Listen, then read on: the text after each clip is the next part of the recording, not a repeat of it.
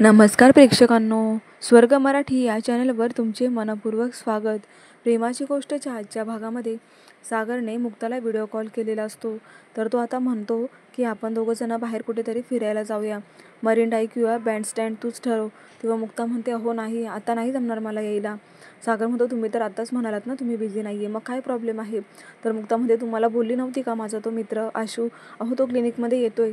सागर रागातच म्हणतो की तो आता इथे पण येणार आहे का. पुढे सागर म्हणतो, बरं तुम्ही भेटून घ्या तुमच्या मित्राला, मी येतो अर्ध्या तासाने क्लिनिकच्या इथे. मग तो गेला की आपण फिरायला जाऊ. मुक्ता म्हणते, अहो कसं शक्य आहे, इतक्या दिवसानंतर माझा मित्र मला भेटतोय, तेव्हा वेळेचं काहीही बंधन नसणार आहे. तेव्हा आज आपण जायचं नाही, हवं तर आपण पुढे नंतर जाऊयात. पण मग आता एक काम करा, तुम्ही ना तुमचं आटोपलं की घरी जा, माझं झालं की मी इकडे येते. किंवा मग तुम्ही एक काम करता का, तुम्ही इकडे या, आपण तिघंजणं डिनरला जाऊयात. मग सागर म्हणतो, नको, तिकडे जर मी आलो ना त्याला उगाच काहीतरी बोलून बसेल, त्यापेक्षा तू तुझ्या मित्राला भेट आणि घरी ये, मी जातो. तर मुक्ता म्हणते की तुम्ही आता जो प्लॅन बनवला आहे ना तो पूर्ण करण्याची जबाबदारी माझी. ओके म्हणून लगेच आता थँक्यू असं सागर म्हणतो. आणि पुढे आता सागर विचार करत असतो, कोण आहे हा आशू. मुक्ता याचा फोन आल्यापासून सारखं मुक्ता आशूचंच नाव घेते, नक्की आहे तरी कोण. इकडे हा अक्षय देशपांडे आणि तिकडे तो आशू. राहू आणि शनीसारखे माझ्या डोक्यावर येऊन बसलेत. एक मिनिट, हा क्लिनिकमध्ये जातोय ना, मी पण जातोच आता, कोण आहे हा आशू पाहायला. तेव्हा आता सागर क्लिनिकमध्ये निघणार असतो. इकडे मुक्ता आता त्याचाच विचार करत असते आणि सागरसुद्धा क्लिनिकमध्ये पोहोचलाय. मुक्ताचं क्लिनिकमध्ये काम चालू असताना तितक्यात आता कोणीतरी दरवाजा ठोकावतं आणि फुलांचा गुच्छ घेऊन आतमध्ये येतं. आता तो फुलांचा बुके मुक्ताला देण्यासाठी तो हात पुढे करतो आणि म्हणतो की मॅडम, मला सरांनी पाठवले. तेव्हा मुक्ता म्हणते, म्हणजे अक्षय का. तर तो माणूस म्हणतो, हो त्यांनीच मला पाठवले, त्यांना यायला जरा वेळ होणार आहे ना, म्हणून तुम्हाला हा फुलांचा बुके द्यायला सांगितला होता. तेव्हा आता तो मुक्ताबरोबर बोलत असताना तिकडे सागरसुद्धा पाहत असतो की कोण आहे आशू. तेव्हा आता सागरचा गैरसमज होतो की हाच माणूस आशू आहे. तो म्हणतो की हा झिंगरू, माझी आई असती तर लगेच बोलली असती, कुठे माझा सागर आणि कुठे हा सुक्का बोंबील. आणि हसतच तिथून दरवाजा बंद करून निघून जातो. आता सागरचा इथे गैरसमज झालाय. तेव्हा मुक्ता खूप खुश होते आणि म्हणते की म्हणजे त्यांनी मला फुलांचा बुके पाठवलाय, तर ठीक आहे मी घेते. तेव्हा मुक्ता खूपच खुश होते आणि म्हणते, आशू पण ना किती फॉर्मॅलिटीज करतो ना. आता थोड्याच वेळात तिथे आशू येतो आणि दरवाजा वाजवतो. तेव्हा आता तो आतमध्ये येतो आणि मुक्ता खूपच खुश होते. मुक्ता लगेचच येते आणि त्याला मिठी मारते. तोही खूप खुश असतो. ते दोघं एकमेकांना एवढ्या वर्षानंतर भेटलेले असतात. तेव्हा ते खूपच आनंदाने एकमेकांकडे पाहत असतात. तेव्हा आता मुक्ता म्हणते, बरं चल आतमध्ये बसूयात. म्हणून ते बसतात. तर लगेच आशू तिला एक गिफ्ट देतो आणि म्हणतो की अगं बघ ना उघडून. तेव्हा मुक्ता म्हणते, मी काय लहान आहे का, मला तर खूप आनंद झाला तुला पाहून, मी कशी दिसते. तेव्हा आशू म्हणतो की खरंच खूप छान दिसतेस तू. मुक्ता, मला खरंच तुझं खूप आश्चर्य वाटतं आणि कौतुकसुद्धा. मुक्ता म्हणते, आश्चर्य का. तेव्हा आशू तिला म्हणत असतो की काय ना अगं, मला वाटलं नव्हतं की तू असं काहीतरी तुझं पुढे होणार आहे. मी तुझ्या उत्तराची किती दिवस वाट पाहिली. असं वाटायचं की तू पुन्हा येशील, पण तू गेली तर डायरेक्ट लग्नच झालं तुझं आणि 2 मुलांची आईसुद्धा झालीस. कसं मॅनेज करतेस का इतकं सगळं. मला तर खूप अपेक्षा होती तुझ्याकडून, पण आता तसं काही राहिलेलं नाही आहे. आणि मला ह्या गोष्टीची कल्पना आहे की आता तू मॅरिड आहेस, त्यामुळेच आता मी तुला भेटायला आलो आहे. तुला कसं काय जमतं गं मुक्ता, एवढं सगळं मॅनेज करायला. मुक्ता म्हणते, म्हणजे अगं हेच की आपल्या मुलांना वाढवणं आणि दुसऱ्यांच्या मुलांची जबाबदारी घेऊन वागणं, ह्या 2 वेगवेगळ्या गोष्टी आहेत ना. तुझ्यात किती बळ आहे, तुझ्यात किती सामर्थ्य आहे, तू हे सगळं कसं हँडल करू शकते ना, याचं तर मला खूपच कौतुक वाटते मुक्ता तुझं. मग मुक्ता म्हणते, आशू तू जर माझ्या घरी आला ना, मग बघ माझ्या माणसांना, अरे माझी फॅमिली इतकी फ्री आहे ना, माझा नवरा, माझी मुलं, माझे दीर भाऊजे असे इतके छान आहेत ना सर्वजण, की तू त्यांना बघशील ना तर तुलाही कळेल की ते स्वभावाने कसे असतील. म्हणजे आय मीन मी कसं आहे ना, सुरुवातीला खूप घाबरत होते अरे त्यांना, की कसं मॅनेज करू काय. पण मला ना खूप कमी दिवसांमध्ये मी रुळली, कारण ती लोकच आहेत अशी. तेव्हा आता मुक्ता म्हणत असते की माझ्या घरची माणसं आहेतच तितकी गोड. अरे मी काय म्हणते आशू, गणपतीला तू ये ना आमच्याकडे सणाला, येशील ना. तेव्हा आशू म्हणतो, सगळं तूच बोलणार आहेस का. अगं मी तुला हेच बोलणार होतो की गणपतीला मला तुझ्या घरी यायचे, मला तुझ्या घरातली माणसं, तुझा नवरा कोण आहे ते बघायचे. म्हणजे तुझ्या लाईफमध्ये नक्की आहे तरी कोण तुझा लाईफ पार्टनर, हे बघण्यासाठी मी खूप एक्सायटेड आहे. तेव्हा मग त्याला पाहिल्यावरच कळेल की त्याच्या डोळे चेकअप करायचे की ऐकू. मुक्ता म्हणते, शांत बस, असं काही म्हणू नकोस तिथे आल्यावर, माझा नवरा खूप पॉझिटिव्ह आहे हां, माझ्याबद्दल तिकडे चांगलंच बोल, नाही तर मग उगाच भांडणं नको, असं ती त्याला म्हणत असते. आणि आशू आणि मुक्ता दोघे खूप हसायला लागतात. तर पुढे आता लकी हा डेकोरेशन करत असतो. तो म्हणतो की आत्ताच्या गणपतीची थीम ही आपण येलो कलरची ठेवूयात, म्हणजे फुलांची रास आणि डेकोरेशन हे एकाच कलरचं, किती मजा येईल ना, किती भारी दिसेल. कोमल आणि स्वाती त्याच्या हाताखाली त्याला मदत करत असतात आणि त्याही काहीतरी आयडिया सुचवत असतात की हे असं करायला पाहिजे, आपल्याकडे गणपती पहिल्याच वर्षांनी बसतोय ना, तेव्हा आता डेकोरेशन हे खूपच मस्त व्हायला पाहिजे. तर इकडे आता आदित्य आणि सई दोघंही असे इकडून तिकडे उड्या मारत ओरडतच असतात, गणपती बाप्पा मोरयाचा गजर. तेव्हा आता स्वाती म्हणते, अरे हळू, माझी मुलगी झोपली आहे, आवाज बंद करा. लकी त्यांनाच ओरडत असतो, मात्र ते दोघंही इकडून तिकडे पळत खूप जोरात आवाज करत असतात. आता इंद्रा म्हणते की अरे पोरांनो, जरा शांत बसा ना.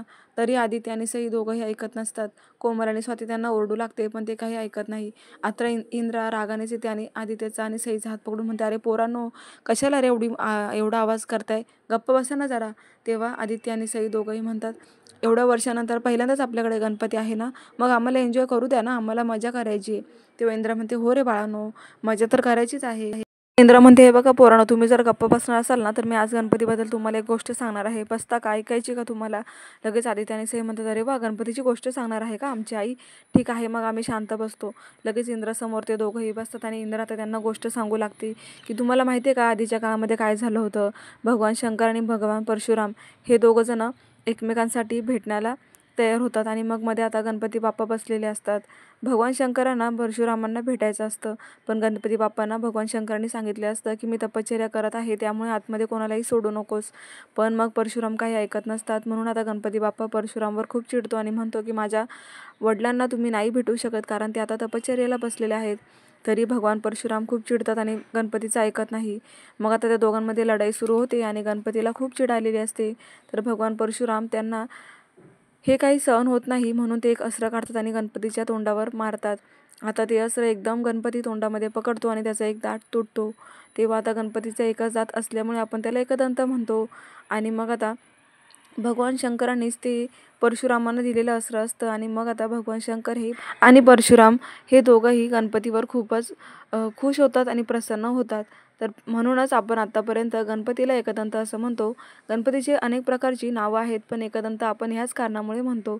आता अशी कहाणी ऐकल्यामुळे मुक्ता, लकी, स्वाती, कोमल ह्यासुद्धा आता एकदम बारकाईने ते गोष्ट ऐकत असतात आणि त्यांनाही खूप बरं वाटतं. आदित्य आणि सई म्हणतात, अच्छा असं आहे का, म्हणून गणपतीला एकदंत असं नाव पडले. तर किती छान गोष्ट सांगितली ना आई तू आम्हाला.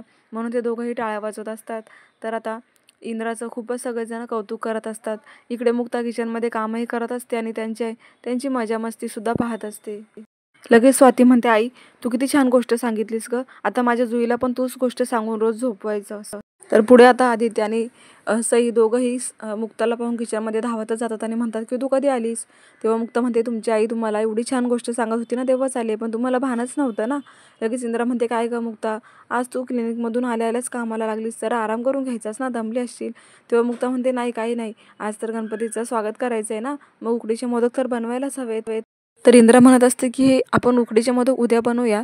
तेव्हा मुक्ता म्हणते, अहो काय ना, मला क्लिनिकमध्ये आज एवढं काम नव्हतं आणि कसे आल्याला एवढं छान डेकोरेशन, तुमची ती गोष्ट ऐकून मी तर प्रसन्नच झाली, मला खूप फ्रेश वाटते. तेव्हा आता मुक्ताला आता इंद्रा म्हणते की बरं ठीक आहे, तू तेवढ्या कुरड्या तळून घे, मी जरा 402 मध्ये काय डेकोरेशन आहे ना ते बघून येते.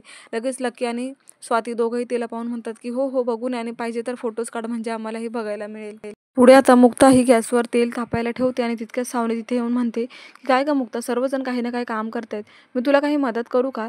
तेव्हा आता मुक्ता म्हणते, नाही काही नाही राहिले, आता झाले सगळं तसं होतच आले.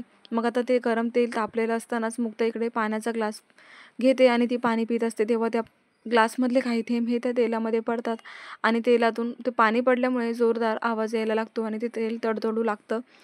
इतकं अचानक होतं की सावनी आणि मुक्ताला काही कळतच नसतं, पण सावनी आता इथे मुक्ताला वाचवते. ते तेल उडणार असतं मुक्ताच्या तोंडावरती, पण ते सावनीने मध्येच आता चॉपर असा ठेवते त्या कढईवरती आणि मुक्ताला वाचवते. मुक्ता म्हणते, थँक्यू सावनी, आज तुमच्यामुळे मी वाचली, पण तुमच्या हाताला भाजलं ना, ठेवा बरं तिथे हात पटकन थंड पाण्याजवळ. म्हणून आता मुक्ता त्यांना सावनीला मडक्याच्या पाण्यातून हात धुवायला लावते, जेणेकरून थंडावा मिळेल. तेव्हा आता मुक्ताला खूप वाईट वाटतं की सावनीने मला वाचवलं आणि तिला चटका बसला. सावनी लगेच आता बेसिनचे ते हात धुवत असतानाच मुक्ताकडे मागे वळून पाहते आणि म्हणते की मुक्ता, मी तुला आज वाचवलंय, पण उद्या मी तुला बरबाद करणार आहे. तेव्हा आता ती मुक्ताकडे पाहून म्हणत असते, काय आहे ना मुक्ता, मला तुला अशा लहान सहान जखमा नाही द्यायच्या आहेत, मला तुला घाव द्यायचे आहेत जे कधी न भरू शकतील.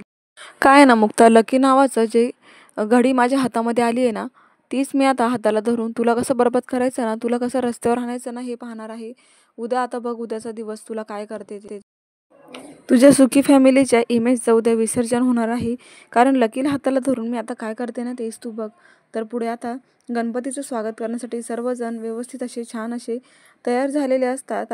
पुढे आता मुक्ताने औक्षण करण्यासाठी हळद कुंकू सर्वांना ती लावून सागरचं औक्षण करते आणि मग त्यानंतर गणपतीचं आतमध्ये स्वागत केलं जातं. तिची प्राणप्रतिष्ठा ही केली जाते गणपतीच्या मूर्तीची आणि त्यानंतर आता वेळ होते ती आरतीची. सर्वजण आरती करत असतात आणि मग आरती होते आणि त्यानंतर सर्वांना प्रसाद वाटला जातो आणि मग सर्वजण आरती घेऊन आता खूपच आनंदात गणपतीला पूजत असतात. तितक्यात बेल वाजते म्हणून मुक्ता ही दार उघडण्यासाठी येते आणि आशूला पाहून ते एकदम आश्चर्यचकित होते की अरे तू आलास, मला काय माहिती तू असा येणार आहेस आजच, किती अचानक आलास तू. तेव्हा आशू म्हणतो की ठीक आहे, मी पुन्हा जातो आणि संध्याकाळी येतो. मुक्ता म्हणते असं नाही असं नाही, तू आता आलायस ना, चल बरं आतमध्ये. म्हणून मुक्ता ही आशूला आतमध्ये घेऊन जाते. तर इकडे लकी हा सेल्फी घेत असतो आणि कोणाचंही आशूकडे लक्ष जात नाही. तेव्हा सागरचं लक्ष असतं. सागर मात्र आशूला पाहून त्याच्या पायाखालची जमीनच सरकते, कारण हा आशू दुसरा तिसरा कोणी नसून सईच्या शाळेमध्ये भेटलेला तोच माणूस आहे ज्याच्याबरोबर सागरचा वाद झाला होता. तर आता सर्वांनाच आवाज देऊन सांगत असते की हा माझा मित्र बालपणीचा, मी तुम्हाला सांगत नव्हते का तो आशू इकडे आलाय, अमेरिकेला असतो तोच हा आशू आहे. तेव्हा आता सागर म्हणतो की मी याला कुठेतरी पाहिलंय, मला असं का वाटते की मी याला कुठेतरी पाहिलंय. तेव्हा सागरला आठवतं की म्हणजे मी जो क्लिनिकमध्ये पाहिला होता तो आशू नव्हताच, दुसराच कोणीतरी होता. मग आता हा माणूस तर तो आहे ज्याला मी काल शाई शर्टवर उडाली म्हणून बोललो होतो. हा थर्ड क्लास माणूस मुक्ताचा मित्र कसा काय असू शकतो. तेव्हा आता सागरला खूप मोठा धक्का बसलाय. तर आता आशूचाच तो माणूस ज्याने काल गिफ्ट दिलेलं होतं तोच पुन्हा आज घरी येऊन आता सर्वांसाठी गिफ्टच्या पिशव्या ठेवून जातो आणि म्हणत असतो की सरांनीच ह्या गिफ्ट तुम्हाला दिले. तेव्हा आशू म्हणतो की हो, हे सर्व गिफ्ट तुमच्यासाठी. तेव्हा मुक्ता म्हणते काय गरज होती आशू तुला एवढे गिफ्ट्स आणायची. इंद्राला सुद्धा खूपच आश्चर्य वाटत असते की एवढं सगळं मुक्तासाठी.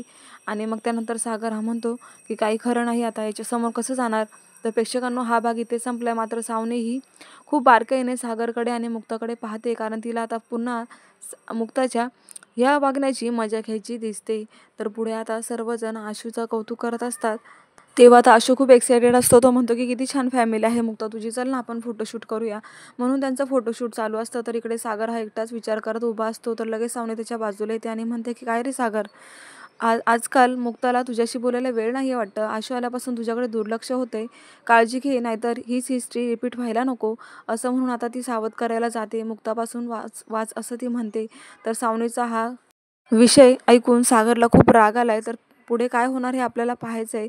प्रेक्षकांना खूप जबरदस्त ट्विस्ट येणार आहे. आशूच्या एंट्रीमुळे सागर मुक्ताच्या नात्यामध्ये दुरावार्थ येणार आहे आणि याचा फायदा सावनी घेणार आहे. पाहत रहा प्रेमाची गोष्ट. धन्यवाद.